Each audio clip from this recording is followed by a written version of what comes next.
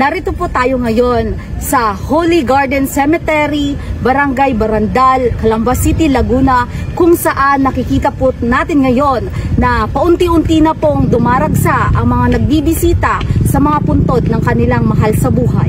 Upang matiyak ang maayos, mapayapa at ligtas na paggunita ng Undas 2025, nagsagawa ng Ligtas Undas Activity ang Regional Police Community Affairs and Development Unit sa Holy Garden Cemetery, Barangay Barandal, Calamba City, Laguna. Kabilang sa mga isinagawang aktibidad ng Arpicado 4A ang police visibility, pamimigay ng information flyers ukol sa paalala at patnubay para sa ligtas na undas at dialogue session hinggil sa crime prevention tips, lalo na ngayong panahon ng undas kung saan dagsa ang mga bumibisita sa mga sementeryo. Kasabay nito, nakipag-ugnayan din ang mga tauhan ng Arpicado 4A sa Calamba City Police Station at Bureau of Fire Protection, Calamba, upang tiyakin ang seguridad, kaayusan at kahandaan sa anumang sakuna at emergency. Layunin ng aktibidad na ito na mapalakas ang ugnayan sa pagitan ng kapulisan at komunidad at maipaalala sa publiko ang kahalagahan ng disiplina, pag-iingat at kooperasyon upang maging matiwasay ang paggunita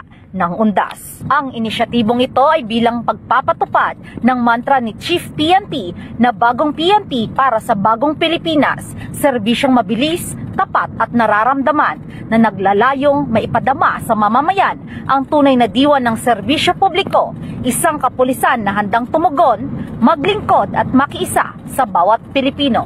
Mula dito sa Holy Garden Cemetery, Barangay Barandal, Calamba City, Laguna, ako po ang inyong PNN correspondent, Patrolwoman Rosemary Ina Margaret Peace, alagad ng batas, tagataguyod ng Balitang Pulis.